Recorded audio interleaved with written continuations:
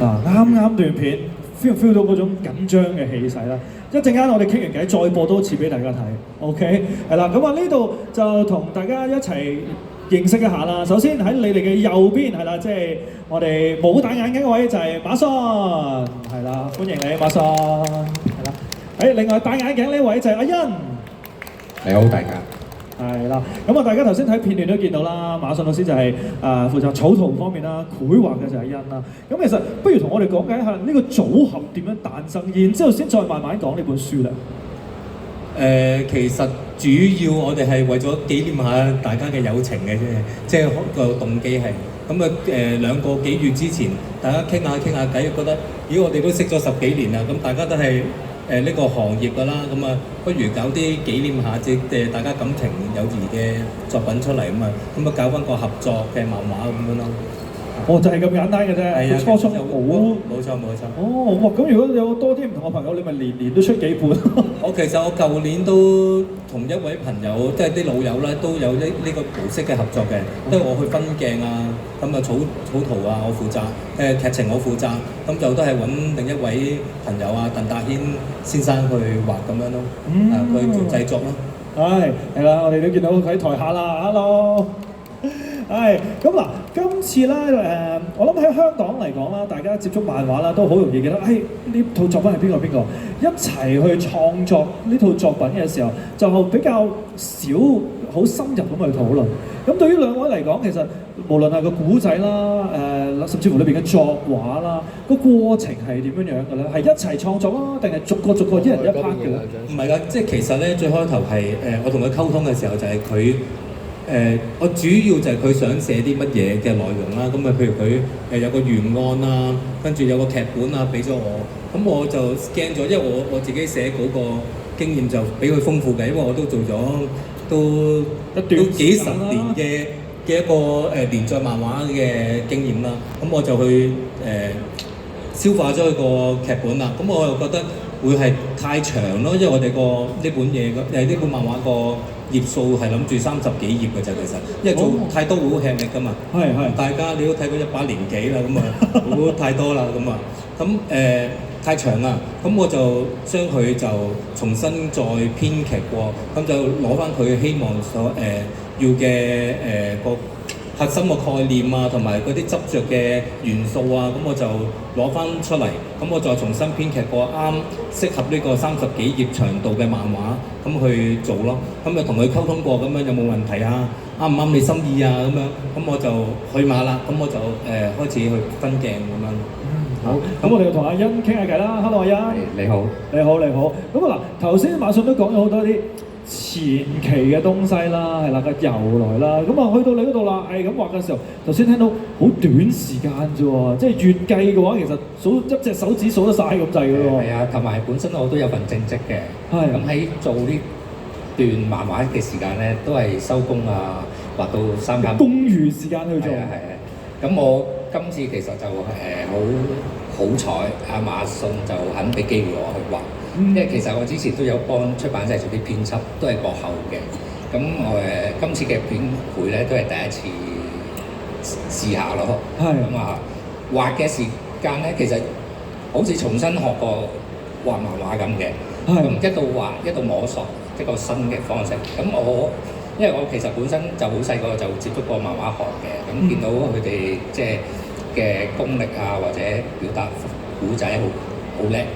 咁但係隨住而家個行業好似黃昏咗，但係喺過程中我都係沿用翻以前學習嘅舊嘅港漫製作方式。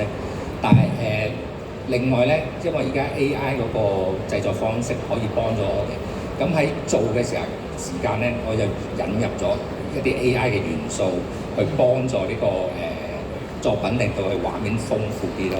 咁就變咗雖然係你見到好似本作品好似20-30人做嘅作品，其實只不過係我同阿馬信另外多一個助手去做，咁啊完成咗。大家都燒乾嘅其實。係啊，即係終於感覺到真係身心疲累嗰個感覺咯。但係完咗好滿足咯，即係可以完咗自己嗰個夢想。因為記得啦，我哋頭先啦喺上嚟分享之前有講到年初先至有呢個諗法㗎嘛，係啦，咁然之後突然之間就真係去馬啦咁樣，就0到100用咗幾耐咧？真係2-3個月內處理晒。係啊，冇錯。其實咧，我嘅工作量咧冇咁急嘅，我就真係編劇多啲啦。我諗我即係重新消化咗個劇本，咁我再執咗出嚟，我諗都係3到5日嘅事咯。即係我就跑慣連載，咁最緊要快，我就係最緊要快。咁就開始編稿啦。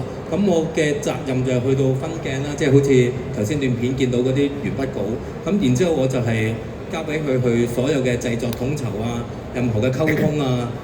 所有效果其實都係阿欣包辦晒㗎啦，咁我就去到最後，咁我咪起翻啲字啊，寫翻啲對白，咁就再交俾佢，又係佢排版咁樣啊。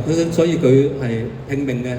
係啊，嗱，講到圈稿啦，呢度都比較有趣。大家睇到本漫畫後面啦，其實啦都有啲係啦唔同嘅稿件俾大家睇。即係如果大家中意睇漫畫啦，係啦，特別即係對漫畫個行業有興趣啦，其實我覺得好少可大家會將係啦呢啲草圖攞出嚟俾大家睇。因為其實我哋漫畫人咧係好感受讀者嗰個即係需要嘅。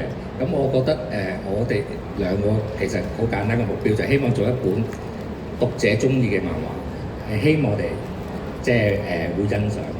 所以其實都比較傳統嘅畫風嚟嘅，即係阿珍佢喜歡嘅就係比較傳統嗰種漫畫。classic 我哋嗰啲香港漫畫嘅風格。冇錯，因為我自己本身就係已經畫咗好多年嘅比較日式啦，叫做係啦。咁我都係分鏡嘅構圖啊，講故事方式啊，同埋啲人物比例啊，我各方面其實都係會靠攏翻傳統薄裝嗰個方式去做咯。因為我早年都係做開啲薄裝漫畫啊嘛，所以我就可以吞得到咁樣。係啊，咁特別如果大家有留意嘅話啦，你會發現啲線條啦、個張力啦，其實係好豐富、好有力㗎。咁啊嗱，一陣間再講多少少呢本作品裏邊啲畫嘅東西啦，係時候講下啦個古仔啦。淨係聽個名啦，呢本書就叫《火山之下》。係啦，其實都幾難估裏邊講咩喎？講乜嘅咧？究竟？其實就好簡單嘅，其實香港有個精神就係獅子山下，咁喺獅子山下都有咁多動人故事啦。咁啊馬信就提出火山呢兩個字，咁我即刻諗起獅子山，應該都好多古仔可以講嘅。係其實佢主要係想講一個精神係唔好迷失自己啊！即係就算係一個比較劣境，好似火山邊緣咁危險嘅劣境都好啦，個人都要唔好忘記咗自己嘅初衷，唔好迷失自己，可以正面啲去過活咁樣咯。同埋裏邊嘅古仔就係，因為我本身都有2個小朋友嘅，咁我感受到佢哋而家年輕人咧有種躺平嘅心態。咁我想躺平，我就希望喺古仔裏邊話俾啲小朋友聽，你其實一個心態唔同咧，你個人生已經可以改變好多事。